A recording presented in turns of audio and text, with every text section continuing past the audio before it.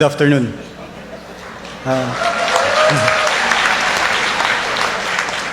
In behalf of all the beneficiaries of agricultural resettlement and recipients of Certificates of Land Ownership Award or CLOA, I would like to express our gratitude to the present administration for realizing resettlement project. Kami ay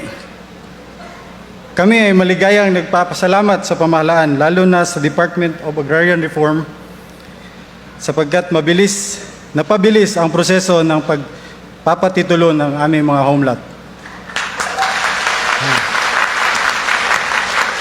Each homeland is precious to us since most of us, if not all, grow up and provided for our families in this area.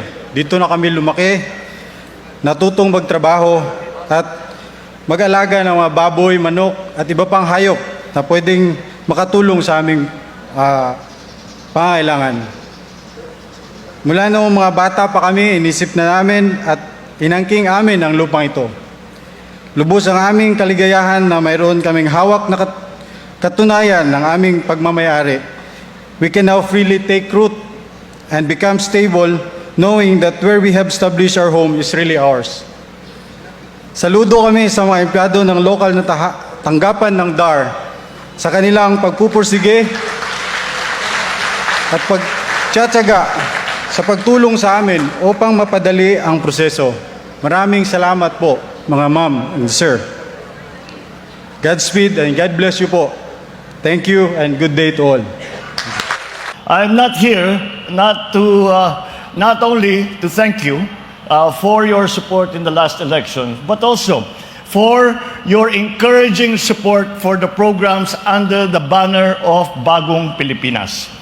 Nandito po ako ngayon, hindi lang upang maggawad ng proyekto o magpasinaya ng mga bagong programa. Higit sa lahat, andirito ako ngayon upang magbigay ng aking matibay na garantiya na sa Bagong Pilipinas, ito ang ating puspusang gagawin. Develop Dinagat, Sulong Surigao, Abante Agusan. Hindi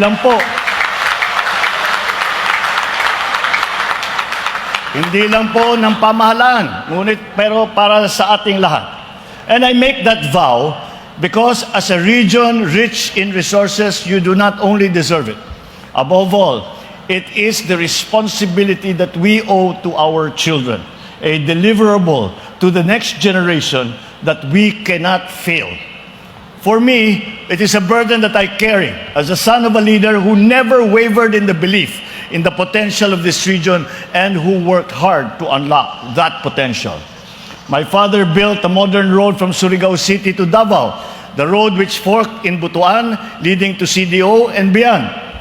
Pati po ang mga proyekto ng mga lalayong bayan, hindi na kaligtaan. Ang irrigation system in Cantillan, Surigao del Sur, one of the many he had built also, hanggang ngayon, nandiyan pa rin. As does the Maharlika Highway, which remains the backbone highway of this island. Meron ding mga ipinaglaban ng aking ama na dapat nating tapusin. At yan ang agrarian reform.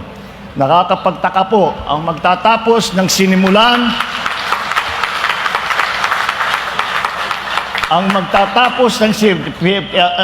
aming sinumpa, kaming dalawa ni Secretary Conrad Estrella, ay sinumpa namin na tatapusin namin ang pagbigay ng agrarian reform beneficiaries sa kanilang lahat ng kanilang benepisyo at ng tulong na ibibigay bago kami bababa sa aming mga posisyon.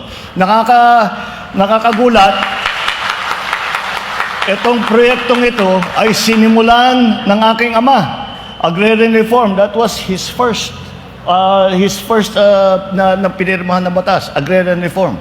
At ang kanyang kasama was the Agrarian Reform Secretary, ang lolo naman ni Conrad Estrella, Secretary Conrado Estrella.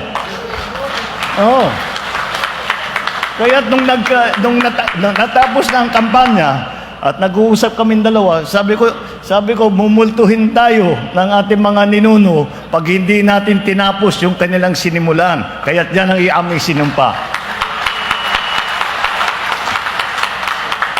Agrarian reform remains an unrealized dream Because the emancipation of farmers does not end with the receipt of titles declaring ownership of the land that they are already tilling. They must be unshackled from debt, freed from high cost of inputs, relieved of constraints that impoverish them. Hanggat baon sa utang ang ating mga magsasaka, hanggat nakasangla ang kanilang kinabukasan, hindi makakaahon ang buong bansa. That is why, on September 13, birthday ko, yun ang birthday gift ko sa sarili ko. This is why on September 13, 2022, I issued the Executive Order Number 4, imposing a 1-year moratorium on the payment of amortizations and interest on agrarian debt. It provides farmers that are choked with debt with some financial breathing room at a time when agriculture was battling a fuel and fertilizer crisis. Ngunit ayoko ng band-aid na solusyon. Ang hanap ko ay permanenteng lunas. Kaya noong July 7, 2023, ay linagdaan ko na ang Republic Act 11953 o ang New Agrarian Emancipation Act. Ito ang instrumentong nagpapalaya sa ating mga magsasaka na bihag sa utang sa lupa. Dahil sa batas na ito, mahigit 600,000 na agrarian reform beneficiaries ay kalas na sa mga kailangan nilang bayarin dati.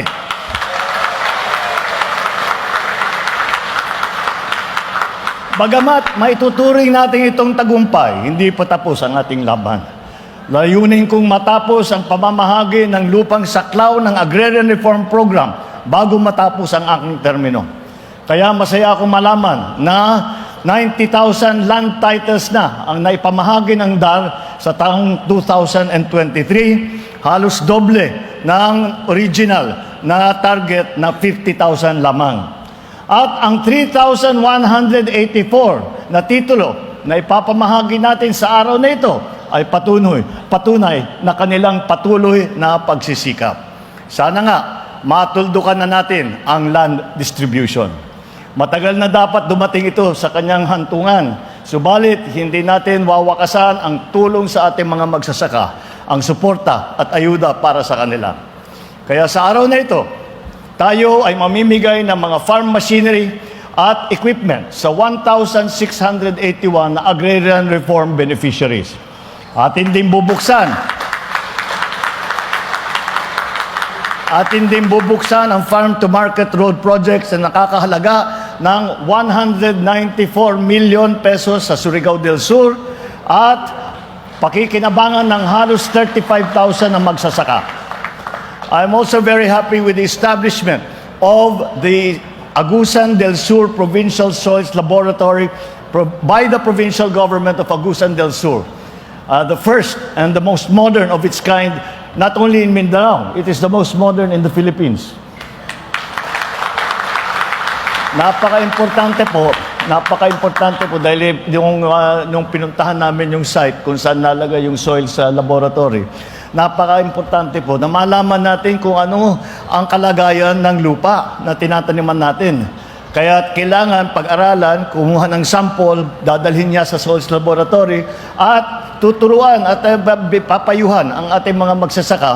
Ito ang gagamitin ninyong fertilizer. Ito lang garami ang gagamitin ninyong ayuda. Ito lang ang pesticide. Yun. Para mas maganda ang ating ani at makakabawas sa gastos sa mga inputs na dumadating. Dahil marami naman, hindi lang naman urea ang fertilizer. At marami pang ibang pwedeng gamitin. At sa ibang lugar, hindi urea ang ginagamit. Kaya talagang makakahanap tayo ng savings para sa ating mga magsasaka. Dahil hindi lamang produksyon ang ating habol. Ay lagi natin pinag-uusapan, lagi natin naririnig. Kaya pagandahin natin yung ani. Totoo rin, importante yun. Ngunit, sinasabi ko sa ating mga kasama, sa lahat ng agricultural areas, ay dapat tiyakin naman natin, kahit na magandang ani, hindi may magandang hanap buhay ang ating mga magsasaka. Napakalupit naman kapag may sitwasyon na ang nagpapakain ng buong Pilipinas ay sila man ay hindi nakakakain ng mabuti, hindi mapakain ng mabuti ang kanilang pamilya. Hindi tama yun. And so we are always looking to make sure that our farmers will have and will make a good living. Ilan lang yan sa mga maraming programa para sa ating mga magsasaka dito sa inyong probinsya upang mapataas ang kanilang ani at mapalaki ang kanilang kita. Tama lang na suklian ang kanilang pagod at sabayan ang kanilang pagsisikap ng tulong ng pamahalaan. There is, however, a challenge that looms ahead that will affect all of us severely, and we must act together. At yan po ay ang nagbabadyang El Nino na maaaring maghatid ng tagtuyot.